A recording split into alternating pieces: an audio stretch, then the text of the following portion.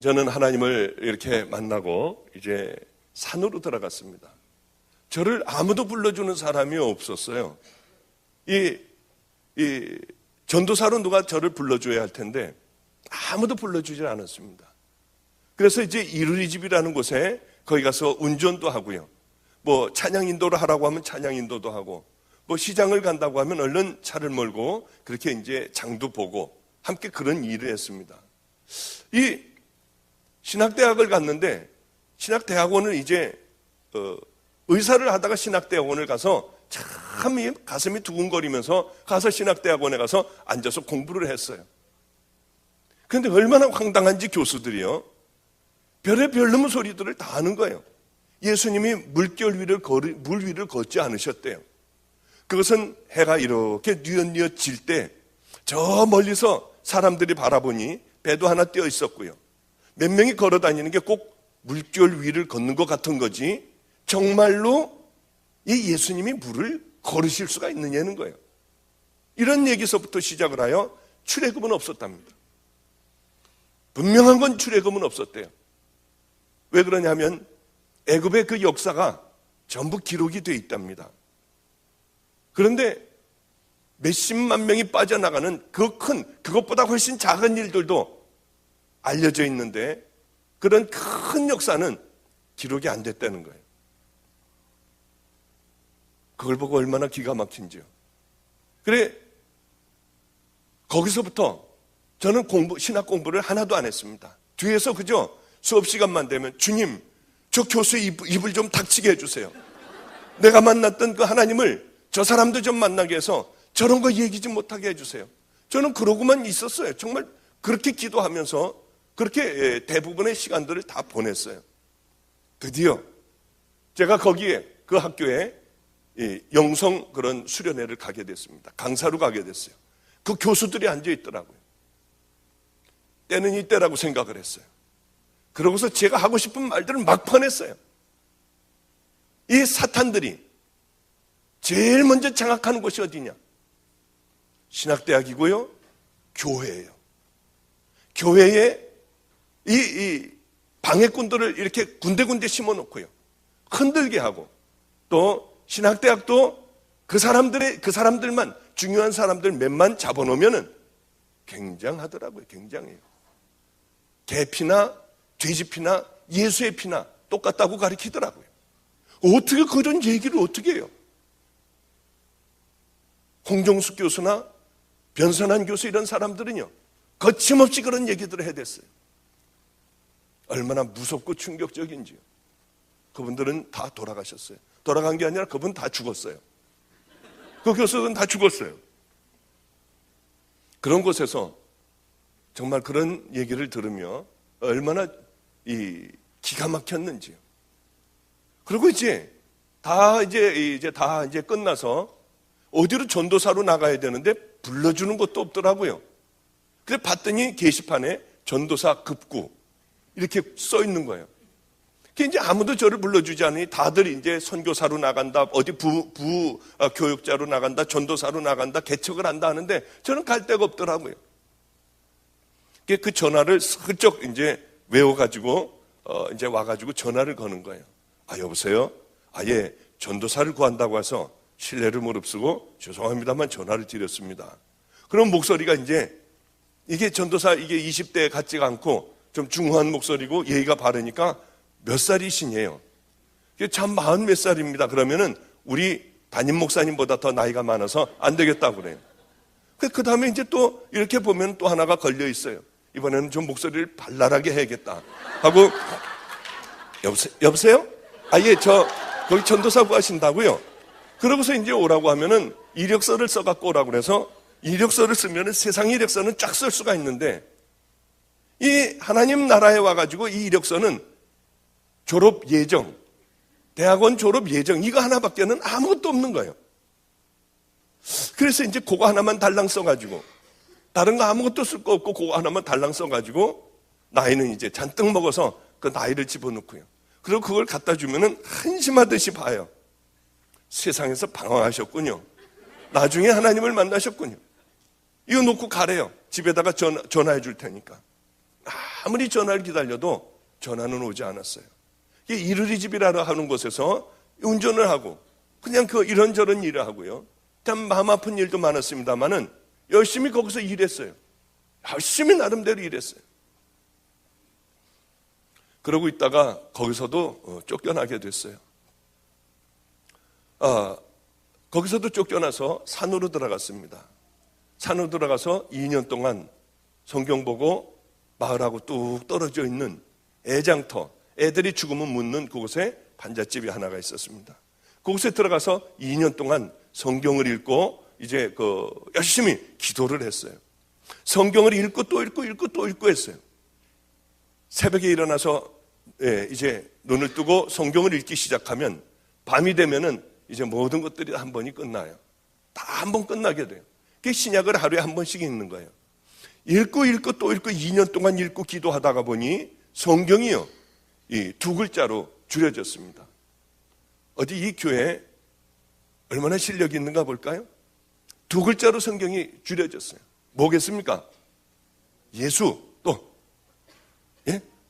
사랑입니다. 맞아요. 예수도 맞고 사랑도 맞는데 사랑이 더 맞습니다. 사랑의 얘기였어요. 너는 마음을 다하고 힘을 다하고 목숨을 다하고 뜻을 다해서 내 하나님 여호와 하나님을 사랑하라. 내 이웃을 내 몸과 같이 사랑하라. 하나님이 우리를 사랑하신 얘기와 너희들도 나를 사랑하고 내 이웃을 사랑하라. 이웃 사랑하면은 그것이 하나님 사랑하는 바로 증거인 것이죠. 저는 그것을 들고 가슴 두근거리면서 개척교회를 조그만 데로 했습니다. 돈이 없어서 그렇게 어디에 그 돈을 가지고는 얻을 수가 없었어요. 무려 2-3달 동안을 돌아다니다가 우범지역이라고 하는 곳이 있습니다. 범죄가 많이 일어나는, 특별히 학생들의 범죄가 많이 일어나는 그곳에 저는 개척을 하게 됐어요. 그저 이 까만 거 이만큼 되나요? 요만한데 강대상을 놓고 의자 몇 개를 놓고 저는 개척을 했어요. 하나님을 처음 만났을 때 너는 내가 큰 종으로 삼으리라. 저는 그거 하나만 바라보고 왔어요. 큰 종을 삼아주겠다고요. 그래, 이 조 다윗 목사님은 아무것도 아니야. 그래, 이 사람도 아무것도 아니야. 아마 나는 세계를 다니는 엄청난 목사가 될 거야. 그리고 개척을 하면 구름대같이 사람들이 몰려들 줄 알았어요. 그리고 지나다니는 사람들이 제가 배가 고프면 돈도 갖다 놓고 쌀도 갖다 놓고 하나님이 알아서 다 해주실 줄 알았어요. 그리고 이제 개척이 시작이 됐는데 기적이 일어났습니다. 어떤 기적이냐면 하나도 안 오는 거예요, 사람들이. 그럴 리가 없어요. 저는 새벽 3시에 일어나서 낮 12시까지 9시간을 새벽 기도를 했어요. 그리고 밥 먹을 게 없으니까 나가서 전도지를 갖고 나가서 전도를 했어요. 전도하고 노숙자들하고 함께 살았어요. 그리고는 집에 들어와서 또 기도를 하는 거예요. 성경 말씀 보고요. 그게 제 삶의 전부였습니다. 그런데 그렇게 아무리 해도 교인은 안 오는 거예요. 3달을 했어요. 아무도 안 와요. 6개월을 했어요. 아무도 안 와요. 1년을 했어요. 그쯤 되니까 이제 누가 들어올까 봐 창피한 거예요. 혼자서 이제 다 같이 사도신경으로 신앙 고백하겠습니다. 뭐 이러고 있는데 누가 들어올까 봐 창피한 거예요. 1년 정도쯤 지나니까 이제 아주 습관이 붙었어요. 뭐 주님 이 뜨거운 마음도 없고요. 그냥 이제 자연적으로 자동적으로 올라가면 혼자 하고 대충 시간 되면 내려와가지고 좌절하고 이제 절망하고 들어놓 있고요. 1년이 가도 한 명이 안 오니 안 그렇겠습니까? 우리 교회는 골목에서 골목으로 들어와야지. 또 그 교회 앞에 와도 교회 있는지 몰라요. 위로 이렇게 쳐다봐야지. 아, 여기가 교회가 있구나. 이런 곳이니 거기 누가 오겠습니까? 참 기가 막혔어요. 그러다가 어떤 한 분이 비가 오는 날에 여자아이를 데리고 하나를 업고 애기 엄마가 들어왔습니다. 얼마나 가슴이 뛰는지요. 주일날 11시 예배를 드릴 때였어요. 야, 이거 어떻게 하지? 설교는 무슨 설교를 준비해요? 아무도 없는데 무슨 설교를 준비해요? 그냥 와가지고 그냥 되든 안 되든 이런 소리, 저 혼자니까 저런 소리 하다가 끝내버리는 거예요. 그런데 이 사람이 하나가 들어왔는데 가슴이 뛰기 시작을 하는데요. 큰일 났더라고요. 또 뒤에는 앉아있으면 몰라도 거의 앞쪽으로 와서 앉아있는데 하나님, 나 이건 무슨 말을 해요? 어떻게 해요? 횡설수설하는데 다행히 그 사람은 설교를 안 듣고 있었습니다. 애기 기저귀를 갈고 있더라고요. 그리고 애가 뛰어돌아다니면 돌아다니지 못하게 하고요. 하여튼 한 5분, 7분 정도 설교를 얼른 마치고 기도를 하는데 부시럭부시럭 거들이니 나가버렸어요. 하나님, 내게 양을 주셔서 감사해요. 그리고 그 다음 주일 돼가지고 이제 위에서 2층에서 설교 준비고 뭐고 열심히 했죠. 설교 준비를요. 거울 보고 또 열심히 연습하고요. 이 사람 오면 이제 마음을 확 뺏어야겠다고 하는 그런 생각을 하고 이 10시 반서부터 위에서 이 사람이 오나 안 오나 지켜보는 겁니다. 11시가 돼요. 예배 시간이 돼요. 11시 5분이 돼요. 이제 조금 있으면 올 거야. 애 때문에 아직 늦어서 아직 못 올 거야. 11시 반이 돼요. 1시간 동안을 예배도 안 드리고 그 사람 오나 안 오나만 바라보고 있는 거예요. 그러다가 11시 반이 되고 40분이 되면은 이제 예배도 안 드려요. 이제 들어넣어서 기가 막혀 있는 거예요. 왜냐하면 기대가 컸어요. 저는. 그런데 한 명도 안 들어오는 겁니다. 한 명도요. 아니, 한 명이라도 누가 앉아있어야지 설교할 준비라도 하고 그러지 않습니까? 그 다음 주일도 또 들여다봐도 또 안 와요. 이 사람은 그래 설교를 그렇게 하는데 누가 여기 오겠어. 그런데 이상하게 비 오는 날만 되면 여지없이 그분들이 찾아왔습니다. 왜 그러냐면 건질이라고 하는 곳에 교회를 다녔는데 머니까요. 비가 오니까 바로 앞에 안성초등학교 후문 옆에 혜태유업집이라고 있었습니다. 아주 영세하게 그 우유를 배달하는 분이었어요. 교회가 뭐니까 우리 바로 앞에 있는 교회로다가 온 겁니다. 이분이 한 번, 두 번 오다가 나중에는 우리 교인이 됐어요. 처음으로 그 교인을 맞은 거예요. 그런데 이 양반이 저는 우유를 먹으면 속이 그렇게 설사를 잘해요. 그런데 우유하고 요구르트를 가지고 오는데 우유가 이상하게 빵빵한 거예요. 요구르트가 이 끝이 볼록하게 나와 있고요. 여름에요. 왜 이렇게 빵빵할까 하고 그분이 따서 주는데 보니까 푹 하는 소리가 나요. 이걸 따는데 이게 컵에다가 한 잔을 주는데 입에 들어감과 동시에 이게 상했다고 하는 것을 제가 알았어요. 그분은 밖에다 놔뒀다가 모르고 상한 우유를 날짜 지난 걸 이제 날짜가 지났으니 저에게 갖다 주는 거죠. 늘 그런 건 아니었지만은 이 가끔 상한 우유를 갖다 줬어요. 그러면 제 앞에서 따로 주는데 안 먹으면 안 올까봐 그걸 다 마시는 거예요. 요구르트를 주는 거 다 마시는 거예요. 그러면 그분들 여지없이 가고 난 다음에 금방 설사를 해요. 화장실에 가서 쭈그러뜨리고 앉아서 그냥 그렇게 배가 아파서 설사를 다 해요. 어느 날은 그런 걸 주고 먹으면은 밤에 잘 때요 열이 펄펄 올라요. 아침에 눈을 뜨려고 하면 눈이 떠지지가 않아요.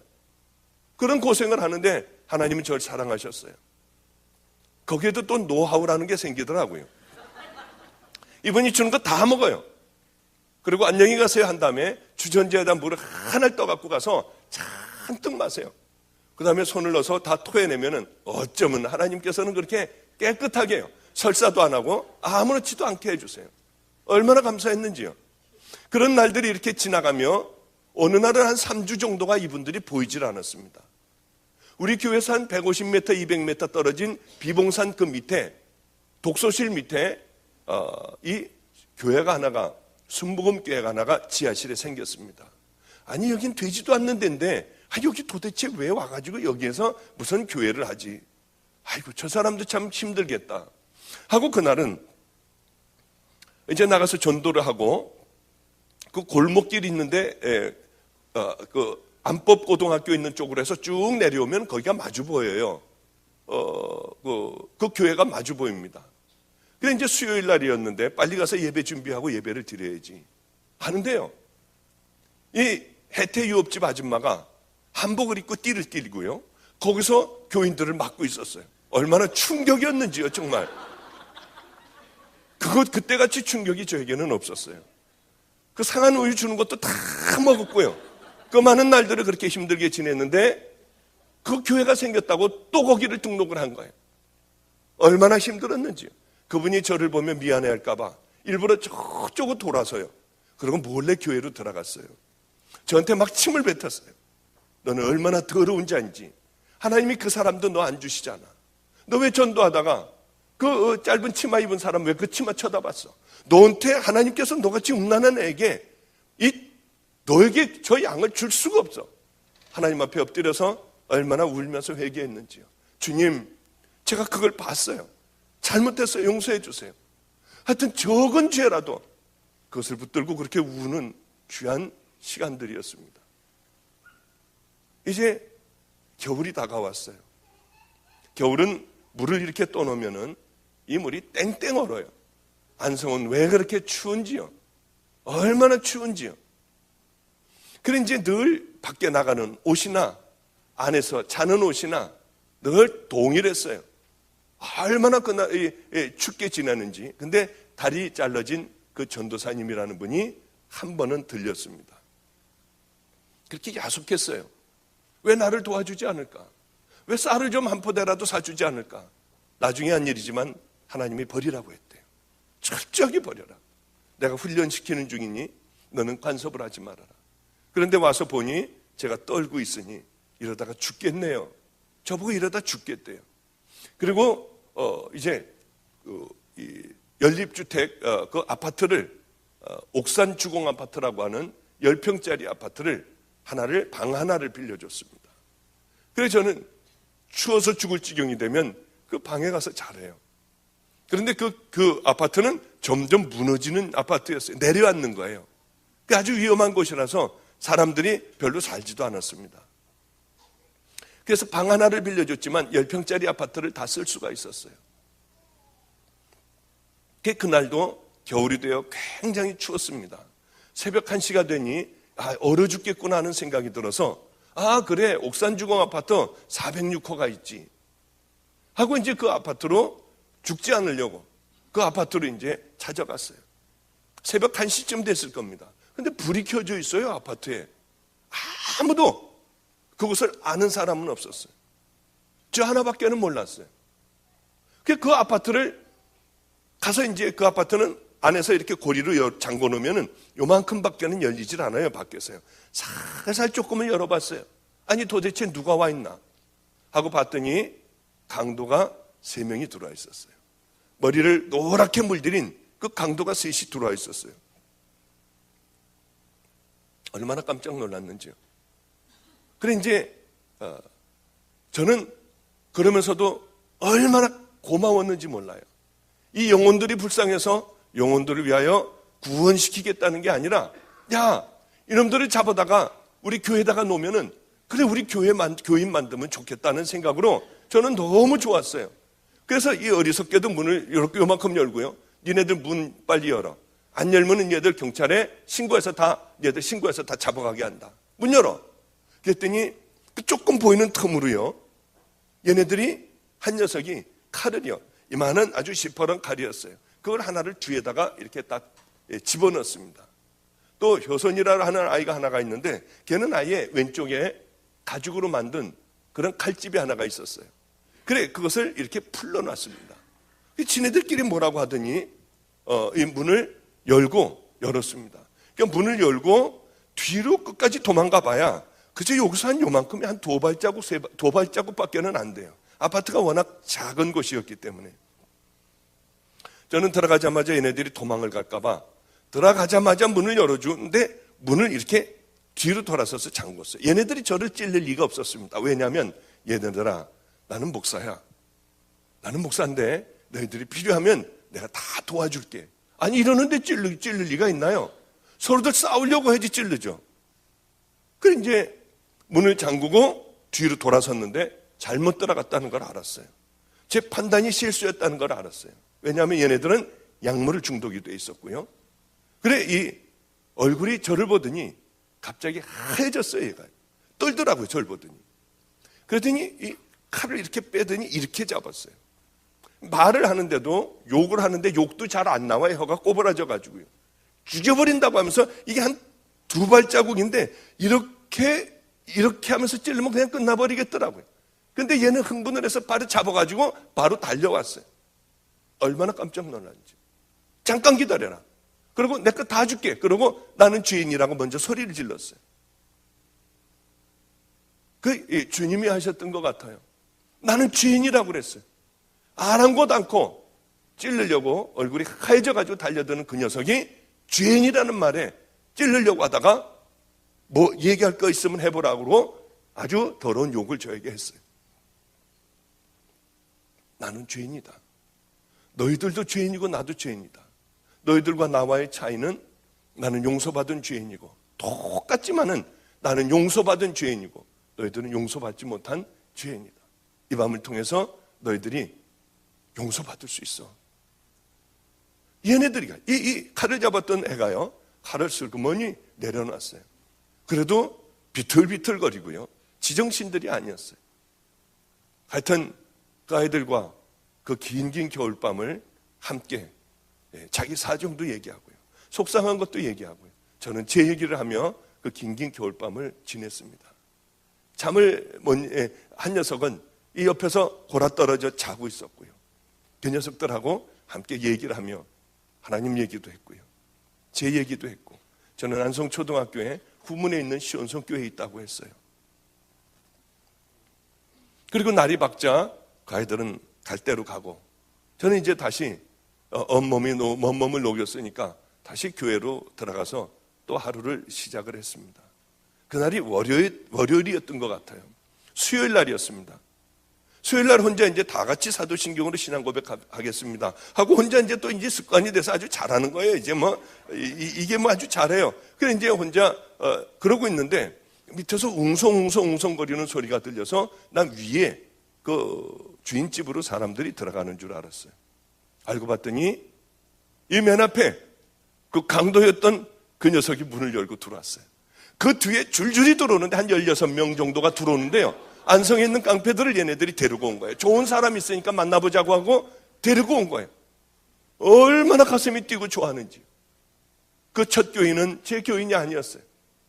이제 제 교인이, 하나님께서 주신 제 교인이 이제 문을 열고들 들어온 거였어요. 얼마나 좋았는지요. 여기 아마 그런 아이들 한두 명만 있으면 예배 방해돼서 예배 못 드려요. 애들은 들어오자마자 하고 뭔 침을 그렇게 애들 뱉어대는지요. 그리고는 의자에 앉아가지고 다리로 의자를 쭉 밀고요, 그 위에다 다리를 올려놔요. 야, 쪽팔리게 여기 교회 왔냐? 뭐 만나자고 하는 사람이 목사야? 이러면서 얘네들은 떠들고요, 침들을 뱉고요, 지네들이 낄낄거리고 아씨 여기 담배 한 대 펴도 돼? 별소리들을 애들은 다 하고 있었어요. 그런데 참 너무 좋아서 어쩔 줄을 모르고요, 예배를 잠깐 드리자고 했더니 쪽팔린다고 다 나간대요. 그래, 잠깐 기다리라고 하고, 잠깐 내가 그럼 기도만 할게. 그러고 기도를 하는데 눈물이 그렇게 났어요. 하나님 감사해요. 내게 이 양들을 주셔서 감사해야 하는데 제가 목을 떨며 울었어요. 얘들이 조용해졌어요. 갑자기 떠들던 아이들이, 아니 멀쩡하게 생긴 사람이 울고 있으니까 울면서 울먹울먹하며 얘기하는데 지네들도 감동이 됐던 모양이에요. 조용해졌어요. 그래서 저는 그렇게 기도를 간절하게 하고, 하나님 내게 첫 양을 주셔서 감사해요. 제가 생명을 다하여 정말 열심히 돌볼게요. 그런 기도를 했어요. 애들이 조용해져서 몇 마디를 복음을 전했습니다. 예수님이 왜 이 땅에 오셨는가, 그것을 전했어요. 그리고 이제 예배가 끝나고 너희들이 이제 어려우면은 나를 찾아와라. 나는 너희들을 물질적으로 도와줄 수는 없지만은 여기 잘 곳도 있고 이렇게 비를 가릴 곳도 있으니 힘들고 마음이 어려우면 너희들 내게로 오라고 했어요.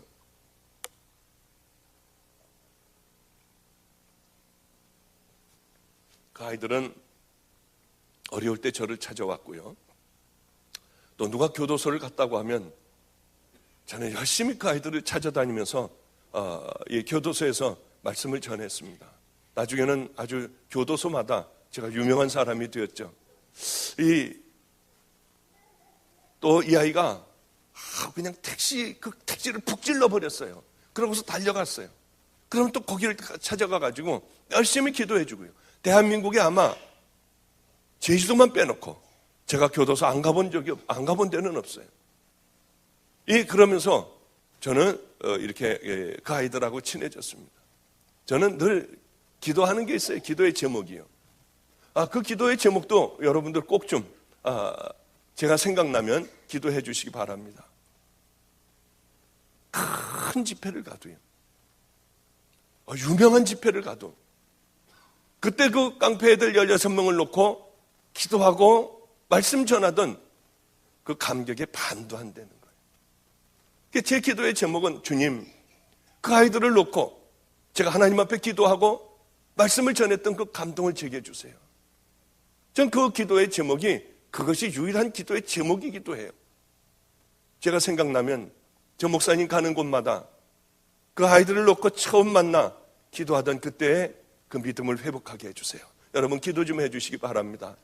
믿음이라고 하는 것은 세월이 지나면 희미해지는 모양이에요. 그렇게 뜨거웠던 마음도 희미해지는 것 같아서 안타까워요. 여러분 첫사랑과 첫 믿음이 희미해집니까? 걱정하지 마세요. 그러나 한 가지 분명한 것은 주님 붙들고 우리들이 주님이 싫어할 그것들과 싸우며 살아가면은 여러분 우리는 안전하게 하나님 나라에 들어갈 수 있는 믿음의 자녀들이 됩니다. 하여튼 그러면서 그 아이들과 이렇게 사역을 시작을 했어요. 길거리 다니면서 버려진 애들이 있으면은 업고 오고 깨끗하게 씻어주고요. 한글을 모르는 애들이 있으면 기역, 니은, 디귿,리을을 가르쳐주고요. 그래 이 아이들이 한글도 깨우치고요. 그러나 너무 배가 고팠어요. 우리 한수라는 아이는 싸움을 얼마나 잘하는지 몰라요. 이 초등학교 한 6학년 정도의 5학년 6학년의 마른 애 정도의 그런 몸집에 이 아이가 싸움을 얼마나 잘하는지요. 이 머리를 깎은 깍두기 머리 애들도요, 등치가 이런 애들도 그 아이 앞에서는 꼼짝 못해요. 아, 놀라웠어요. 꼼짝 못해요. 그 앞에서는. 나이도 얼마나 차이가 지는데요, 이 어린아이 앞에서 이 어른들이요 꼼짝을 못해요. 그건 보면은요, 아 이건 말도 안 돼. 저런 녀석 이렇게 밀어버리면은 금방 이길 수 있는 애예요. 나이도 어려요. 아무것도 없는 애예요. 저는 그 아이의 유명한 얘기를 들었습니다. 하나님 한수를 만나게 해주세요. 하나님 꼭 그 아이를 만나게 해주세요. 어느 추운 겨울날이었어요. 이 아이가 저에게 잃어버린 새가, 길을 잃은 새가 날려들듯이 우리 교회로 찾아왔어요. 제 이름을 듣고 찾아온 모양이에요. 애는 깡마른 얼굴에 아주 눈초리가 무서웠고 그저 초등학교 한 6학년 정도밖에는 안 되는 몸집이었습니다. 나이도 어렸고요. 그 난로를 얼른 펴주고 따뜻한 데서 이렇게 그래 앉아라 하고서 이제 같이 앉아 있었어요. 난로에 어른어른하는 불빛이 이 아이에게 이렇게 얼굴에 어른어른거렸던 기억이 나요. 그 아이는 자기가 아버지 어머니를 죽여버리겠대요. 그래서 칼을 쓰는 거예요. 늘 칼을 몸에 지니고 다녀요. 얼마나 칼을 잘 쓰는지 몰라요, 어린아이가요. 그래 장려촌에서 기둥서방들 이 삼촌이라고 그러고 누나라고 하며 아줌마라고 하며 이 아이는 그렇게 자라났어요. 하여튼 그 아이의 사정을 다 얘기할 수는 없고 온몸에 이 배터리로 전기로 배터리로 전기로 튀겨가지고요 고문을 당해서 아버지에게 고문을 당하여 전신이 다 그렇게 이런 상처와 이런 것으로 되어 있었어요. 죽여버리겠대요. 의붓 아버지, 깡패인 의붓 아버지, 청주에서 앞에 나가서 행동대장 나가서 직접 싸우는 애들이요. 그 사람이었어요. 그 아이하고 함께 한 번은 이제 차를 타고 우리 교회로다가 주차를 좀 시키려고 하는데 깡패들이요 이렇게 길을 막고 있었어요. 그래서 제가 이 녀석들 왜 길을 막고 있어? 그러고 빵빵했거든요. 그런데 얘들 비켜. 그랬더니 담배를 이렇게 피면서 욕을 막 하는 거예요. 그래서 야 비켜 니네들. 화가 나가지고요. 저도 이제 화가 나더라고요. 애들이 비키지 않고 길을 막고 있으니까 싸우자고 하는 건지 뭔지요 모르겠더라고요. 그래서 니네들 비켜라, 비켜 절로. 그래도 안 비켜서 그러면서 욕을 막 해서 저런 못된 녀석들이 어디 있니? 그랬더니 이 요만한 그 한수라는 애가 잠깐 기다리세요. 그랬더니 나가더라고요. 나가더니 가서 뭐라고 하니까 후닥닥닥 두 명이 도망가고 한 놈은 그 앞에서 다 큰 녀석들이 머리를 숙이고 있었어요. 그게 이상해가지고 뭐라고 하더니 와가지고 죄송하다고 하더니 90도로다가 꾹뻑 인사를 하더니 애들이 가버렸습니다. 너 쟤네들 아는 애들이니? 모르는 애들이래요. 그럼 네가 뭐라고 그랬는데 쟤네들이 저렇게 도망을 가니? 나 한수다. 그랬더니 도망을 가더래요. 제가 들어와서 물어봤습니다. 왜 애들이 너를 무서워하니? 그랬더니요, 놀랄만한 얘기를 했어요. 자기는 싸움을 한대요. 싸움을 하면은 자기는 생명을 걸고 한대요. 그리고 싸움을 즐긴다고 그래요. 즐기고 생명을 건다. 지가 어디서 맞으면은요, 얘는 칼을 갖고 있다가 뒤에 가서 얹고 가만히 보고 있다가 방심하고 뒤에 길을 가르칠 때 그냥 갖다 막 찌르는 거예요. 아무도 얘를 건드리는 애가 없었어요. 얘를 건드리면 자기는 죽는 거니까요. 방심하고 있을 때 죽는 거니까요. 그 아이 얘기를 듣고 제가 이 고난의 현장에서 그래, 이 고난을 즐겨야겠구나. 아, 이것이 어려움이 아니라 하나님께서 내게 주시는 거니 즐겨야겠다고 생각을 하고 생각이 바뀌어졌어요. 한낱 깡패 녀석도, 양아치 녀석도 하찮은 일에 생명을 거는데 나는 이 하나님의 종으로서 엄청난 이 귀한 진리를 가지고 생명을 못 걸고 있는 거예요. 부끄러워하고 과감하지 못하고요. 얘네들은 아무것도 아닌 일에 생명을 걸어요. 아, 그래, 생명을 걸고 살아가야겠다. 내게 주시는 이 고난 언젠가는 끝나는 그날이 있으니 나도 이 고난을 즐겨야겠다. 어려움을 즐기려고 열심히 노력을 했던 그런 기억이 나요. 그렇게 이제 참 얼마나 힘들었는지요. 너무나도 힘들었어요. 노숙자가 있으면 그분을 데려다가 이제 우리 교회에서 매일 성경 공부를 가르치고요. 그래서 드디어 알코올에서 벗어나 이 양반을 가만히 얘기를 들어보니까 예전에 공부를 많이 했던 분이에요. 그런데 아내가 자꾸 예수를 믿자고 하는 거예요. 아주 참 행복한 삶을 살았던 분이에요. 이 부인이 권사님이라서 새벽마다 새벽 기도를 가는 거예요. 여보, 당신도 갑시다. 어느 날 같이 새벽 기도를 따라가고 같이 교회를 다니는 그런 삶을 살았어요. 그런데 새벽을 늘 가지는 못하니까 어느 날 자기는 새벽 기도를 못 가고 자고 있는데 경찰이 들어왔습니다. 아내가 새벽 기도에서 오다가 그만 차에 치여서 세상을 떠난 거예요. 그때서부터 이 교회라고 하면은 아주 이를 악물고요. 싫어하고 떠돌이 생활을 하게 됐어요. 그리고 이제 흘러 들어 안성까지 와서 노숙자가 되어버리고 알코올 중독자가 되어 살아가고 있었던 그 할아버지였어요. 그분은 이제 거듭나게 됐습니다. 그분 이제 할아버지 하나님 잘 믿어서 분명히 할머니 어디 갔어요? 천국 갔지? 할아버지도 천국 가셔야 돼요. 이 할아버지는 한문을 잘 알았어요. 우리 아이들에게 칠판을 사다 놓고 한문을 가르쳤고요. 그때서부터 정신을 차리고 리어카에 박스를 줍는 할아버지가 됐습니다. 그러나 역시 자는 곳은 터미널에 있는 그 한대에서 잤어요. 어느 날 할아버지가 우리 자기네 집에 신방을 해달래요. 아니, 이 할아버지가 집도 없는 할아버지인 거 내가 아는데 무슨 신방을 해달라고 그러지? 너무 행복했어요. 저에게는 첫 번째 신방이었어요. 얼마나 가슴이 떨리는지요. 그 할아버지 가시죠. 그래서 저는 터미널 그 공터에서 거기서 해달라고 그러는 줄 알았어요. 그랬더니 안성천이 흐르는 거기에 폐허가 하나가 있었습니다. 집이 다 쓰러져 가고 집 안에 들어가도 천장에서 하늘이 보이는 그런 집이었어요. 할아버지가 박수를 주시면서 온갖 잡동사니를 다 주워다 놨습니다. 웬만한 집에 있는 그 몽땅 다 있어요. 이 냉장고도 있고요.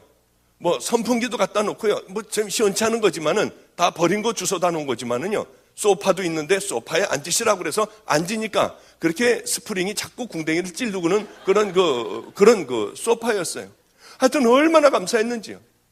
그래 가가지고 우리 목사님 오셨으니까 이제 대접을 해야겠대요. 이 할아버지는 이빨이 앞에 딱 하나밖에 없습니다. 그리고 다 이제 없어요. 그런데 오랫동안 닦질 않으셔서 그렇게 냄새가 많이 나시고요. 담배하고 술을 많이 하시고 속이 안 좋아서 그런지 하여튼 이렇게 같이만 있으면 악취가 굉장히 많이 입에서도 풍겨요. 그런데 다 갖다 놓은 거예요. 보니까 미숫가루 통 하나하고 설탕가루 통도 하나가 이렇게 있었습니다. 이 스테인리스 국그릇 같은 곳에 수저로다가 이제 갖다 놓고 저를 타주는 거예요. 이 미숫가루를 턱턱 하더니 이렇게 넣더니요. 설탕을 한 숟갈을 넣더니 하고 빠는 거예요, 그거를요. 그래 이제 그다음에 이제 그 냉장고 조그만 냉장고인데 그걸 여니까 플라스틱 통에 물이 들어가 있는데 밥을 먹고 아마 이렇게 왔다 갔다 하면서 들락날락 하면서 잡수시던 거든지 밥풀서부터 고춧가루서부터 아예 밑에는 가라앉아 있고요. 뿌연 그런 물을 꺼내가지고 자기도 모르게 이렇게 흔들어가지고 거기다가 이렇게 담았어요. 이렇게. 그냥 휘휘 짓더니 이렇게 맛을 보더니 싱거웠던 모양입니다. 그러니까 그 미숫가루를 또 이렇게 떠가지고 물에다가 담으니까 이게 떨어지지가 않는 거예요. 그러니까 할아버지 손은 설명을 드리기가 제가 좀 싫어요. 그 손은요. 그걸로 숟가락에 있는 걸 아이스크림 푸듯이 이렇게 하더니 여기 국그릇에다가 척 하고 발라가지고 다시 그것을 으깨는 거예요. 그리고 또 하고 쪽 하고 또 빨고요. 저를 먹으라고 주는 거는 분명한데요. 그래서 이제 사도신경을 외우기 시작했어요. 저 못 먹겠으니까. 그냥 전능하사 천지를 만드신 하나님 아버지를 내가 믿사오며 그러면서 막 사도신경을 외우고 있는데 다 그렇게 맛을 보고 뭐 왔다 갔다 하더니 먹으라고 하는데 그래서 한 번에 확 다 마셔버렸어요. 그럼 마시고 이제 자 예배 드립시다 해야 되는데 쓸데없는 말을 제가 또 한 번을 했어요. 아, 시원하네요. 그때 할아버지가 그러면 또 한 잔을 다 드린다고 하면서 됐어요. 그래도 그냥 할아버지 막무가내로 시원하다고 하니까 또 똑같은 방법으로 빨고 이제는 여기에 막 더 잘 떨어지도 않으니까 손가락으로 막 이렇게 해가지고 막 집어넣고 맨 마지막에 있는 그 밥풀하고 이 고춧가루까지 다 흔들어가지고 아예 다 덜어 넣었어요. 하나님, 나 저거는 못 먹겠어요. 도저히 맨 마지막에 저 엑기스 있는 거 저거는 나는 못 먹겠어요. 그랬더니 그런데요, 제 마음에 어떤 마음이 확 오느냐 하면은요, 야, 네 양이잖아 하는 생각이 확 오더라고요. 근데 얼마나 고마운지요. 정말 맞아, 내 양이야. 양을 위해서는 목자가 생명도 줘야 되고 다 나눠줘야 되는 거 아니야 하는 생각이 들어서 그 다음번에는 천천히 그것을 다 마셨던 그런 기억이 나요. 그뿐만이 아니고 얼마나 어려운 일들이 많았는지요. 애들하고 앉아가지고 예배를 드리는 것도 찬양하고 사도신경 외우고 기도하고 내려가서 그 아이들하고 같이 얘기하는 거예요. 그게 그랬어 그러면 안 되잖아. 그래, 그거는 안 되잖아. 그리고 애들에게 너희들이 너희들이 아주 돈을 벌 때, 정말 깨끗한 돈을 벌 때 헌금 열심히 해야 돼. 11조 해야 되고, 애들 가르쳐야 되지 않습니까? 11조 해야 되고 감사헌금 해야 되고, 하나님께서 곳간에 쌓아둘 곳이 없게 하나님께서 축복을 해주셔 너희들. 그러면 그 다음 주 되면은요, 막 11조하고 감사헌금 봉투가 막 이만큼이 올라오는 거예요. 이 진용칠 11조 감사헌금, 야, 너 일로 와봐. 너 이게 도대체 무슨 11조를 했고 어떻게 해서 감사헌금 했니? 털었어요. 그러면은 이걸 왜 털어가지고 하나님 앞에 드리면은 너 하나님이 받으시냐? 쌓아둘 곳이 없게 축복해 준다며요. 걸리지 않아서 감사해서요. 정말 지금은 이렇게 웃고 지금은 뭐 그냥 그렇지만은요, 그때는 정말 절망이었어요. 어떻게 해야 될지를 모르겠더라고요. 정말 절망이었어요.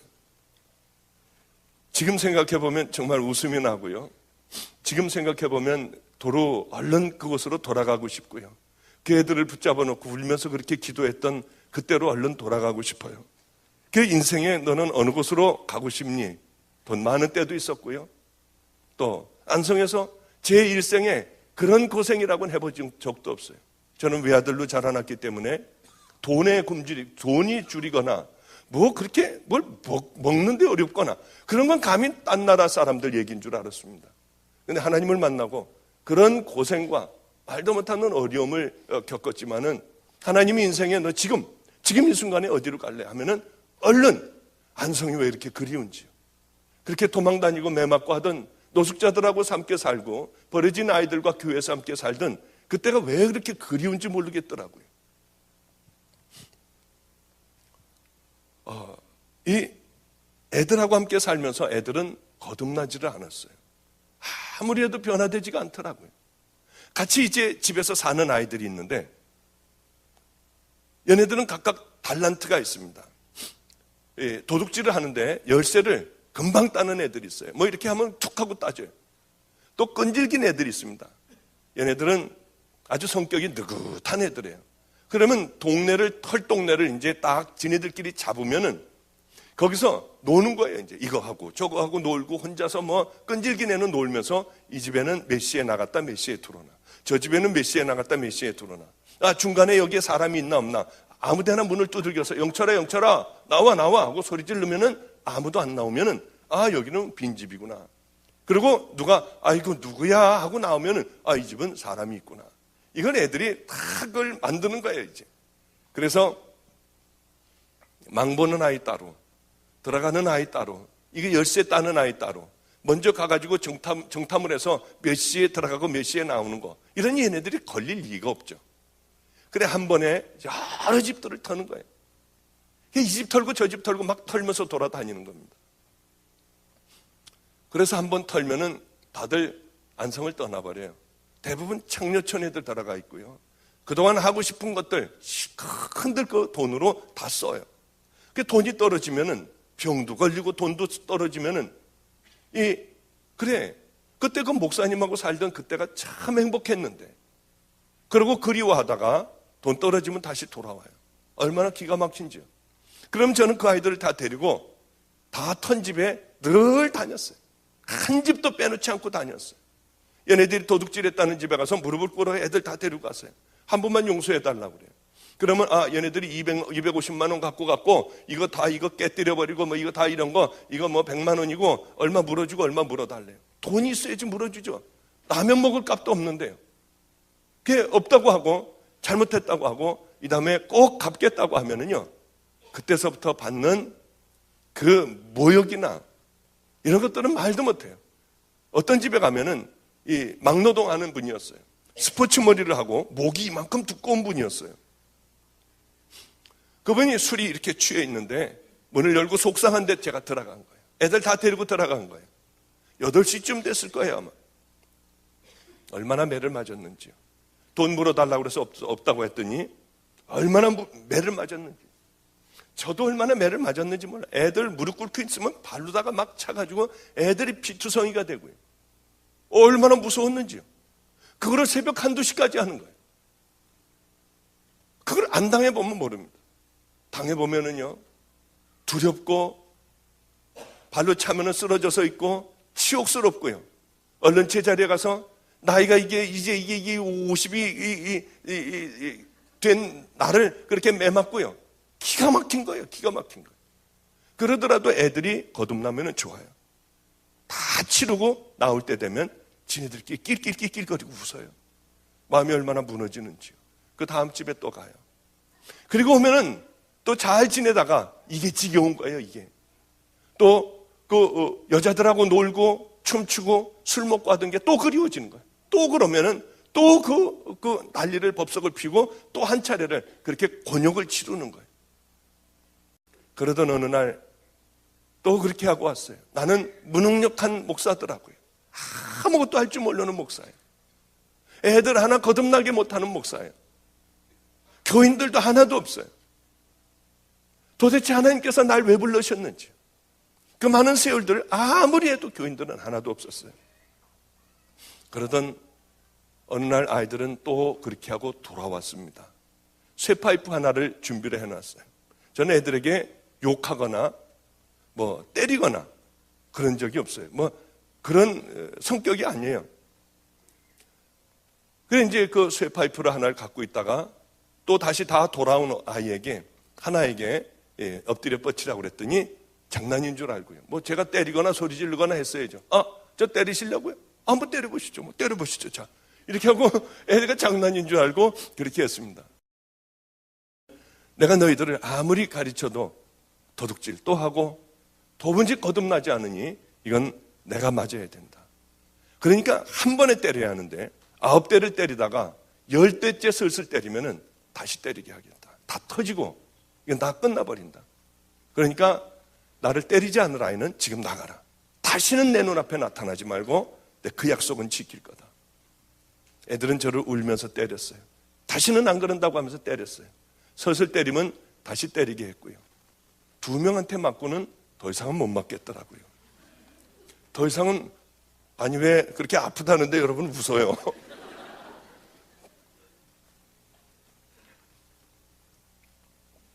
있는 힘을 다해서 쇠파이프로 휘둘르는데, 젊은 애들이 휘둘르는데요.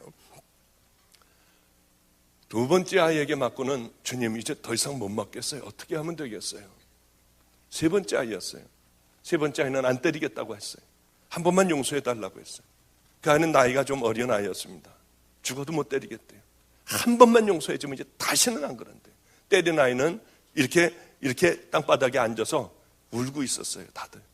이게 아니야, 때려야 해. 근데 얘는요, 옆으로 이렇게 때려, 이 넓적다리 있는데 이쪽 히프 있는 데를 때리는 게 아니라 잘못했어요 하고 자기도 이렇게, 왜 웃으세요? 잘못했어요 하고 이렇게 들면서 있는 힘을 다해서 내리친다는 게, 미안해서 이게 세게는 세게 하고 제가 소리를 들으니까 때리긴 때려야 하는데, 때리는데 이 허리 척추 밑에 꼬랑지 뼈 있는 데 가서 맞았어요. 근데 저도요, 애들에게 제가 무너지면 우리 집 애들은 다 무너져 버려요. 제가 그렇기 때문에 무너질 수는 없어요. 언제 어디서도 제가 무너지면 뭐 다 끝나는 거 아니겠습니까? 우리 집 애들 다 무너지잖아요. 그 어디서나 어떤 형편에서도 저는 아픈 척을 하거나 아니면 그런 척을 안 해요.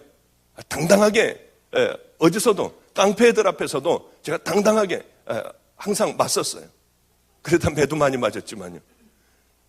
근데 이것을 딱 맞는 순간에 저도 모르게 굴르고 있더라고요. 땅바닥에서. 그리고 짐승 소리를 내고 있었어요. 막 소리를 내고 있었어요. 제가 아마 아파본 것 중에 평생에 그렇게 아파본 것은 없을 거예요. 그래, 지금도 허리를 사실은 잘 못 써요. 지금도 아주 이번 미국 집회가 특별하게 아주 굉장히 아파요. 제가 늘 핫팩을 갖고 다니고 이렇게 했거든요. 그런데 중국에서 10시간씩, 하루에 10시간씩 말씀을 전하고 그렇게 하다가 보니까 아주 상태가 안 좋은데, 저를 차로 이렇게 여기 데려다 주고 이렇게 하는 분의 차를 타보니까 너무 따뜻했어요. 어쩌면 그렇게 따뜻하고 뜨거울 정도로 따뜻했는지요. 그래서 어제도 내리면서 제가 여기서 내리기가 싫으네요. 그랬더니 왜 그러시냐요. 그래서 그 얘기는 아마 제가 잘 안 했을 거예요. 정말 내리기가 싫을 정도로 따뜻했어요. 제 차에 보면은 특별하게 제작한 이렇게 핫백이 있습니다. 등허리서부터 이렇게 밑바닥까지 뜨거워서 남들은 앉아서 운전을 못해요. 여름에도 저는 그거가 있어야 돼요. 마가이 다락방에도 제 의자에도 전기 그것이 있고요. 제 방에도 그것이 있고요. 교회는 특별히 또 따로 만든 이 척추 있는 그 밑에 쪽이 딱 닿을 수 있도록 아주 특별하게 만든 그런 핫팩이 어디든지 제가 가는 곳마다 다 있어요. 왜냐하면 그렇게 많은 세월이 지났지만 지금도 역시 허리를 잘 못 써요. 거의 그렇게 못 써요. 특별히 날씨가 궂은 날 같으면은 어떤 탕 속에 들어가서 움직이지 않으면은 참 하루를 힘들게 보내게 됩니다. 그래도 얼마나 감사한지요. 그런데 그러고 나서 다시 이제 일어나서 맞는데요. 애들이 막 울었어요. 막 다 울었어요. 그런데 그 다음에 또 맞는데요. 놀랍게도 하나도 안 아픈 거예요. 그냥 이 털썩털썩 하는 느낌만 있지, 애들이 그렇게 때리는데 울면서 때리고요. 막 소리 지르면서 때리고요. 그런데 전혀 안 아프더라고요. 그 매를 하여튼 다 맞았어요. 약속한 그 아이들의 매를 전부 맞았어요. 덕분에 엎드려서 한 달 정도 이렇게 살았지만요. 얼마나 감사한지. 너무 하나님 앞에 감사했어요. 그 이후로 지금서부터요. 그 이후로 지금까지 한 번도 애들은 도둑질한 적이 없어요. 얼마나 감사한지요. 애들하고 얘기를 했어요. 너희들은 왜 나를 때리고 변화됐니? 아니, 말도 안 되잖아. 너희들은 왜 나를 때리고 그렇게 도둑질을 안 하기 시작했니? 새벽마다 애들이 울었어요. 새벽마다요. 왜 그랬니? 세상이 다 거짓말인 줄 알았대. 우리 부모도 그렇고, 우리 주변에 있는 형제도 그렇고, 다 거짓말인 줄 알았대. 그랬는데, 저하고 살면서 자기하고는 상관도 없고 피도 섞이지 않았는데, 자기를 위해서 맞는 사람은 처음이었대요. 쓰러져서 소리를 지르고요. 막 이상한 소리를 내면서 눈에 초점이 안 맞아 그렇게 굴르고 있는 저를 봤대요. 그리고 일어나서 다시 맞더래요. 그리고는 한 달 동안 움직이지도 못하고 그러고 있는 저를 봤대요. 그러면서 그래,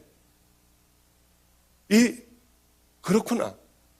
나도 세상에서 나도 사랑받는구나. 그것을 깨달았대요. 우리 애들이 이제 큰 애가 있어요. 지금 대학교 다들 대학 다녀요 이제. 근데 그 중에 한 애가 요즘에 와서 하는 얘기가 있어요. 와서 제가 몸이 아프고 그러면 애들은 울어요. 제 발을 이렇게 주물러 주면서 우리 목사님 나으셔야 하는데, 우리 목사님 나으셔야 하는데 하면서 그때 얘기를 얘가 한번 했어요. 우리 태균이라는 아이. 그 아이가 뭐라고 하느냐면, 목사님, 그때가 없었으면 저는 버림받았을 거예요. 왜? 목사님, 저는 그때는 몰랐어요. 그냥 목사님은 그냥 고맙고 그냥 귀한 분이라고 생각을 했고, 목사님, 저 목사님을 위하여 내가 목숨을 걸어야겠다, 저 목사님을 지켜드려야겠다는 어린 마음에 그런 생각을 가졌대요. 그랬는데 요즘 목사님 생각해보면요, 예수님이 우리를 위하여 채찍도 맞으시고 십자가에 달려 돌아가시고요, 모진 고난, 모진 어려움 다 겪었는데 목사님을 보면서, 그 옛날을 목사님을 생각하면서 우리들은 거듭났대요. 그런데 이거는 하나님의 아들이신 그분이 십자가에 달리셨다는 거예요. 그런데 왜 그걸 보고 우리는 거듭나지 못하니? 왜 그걸 보면서도 우리는 새로워지지 못하는지 모르겠다고요. 그러면서 그 아이가 바로 얼마 전에 고난주간을 맞아서 그런 얘기를 저에게 해줬어요. 그 얼마나 참 감사했는지요.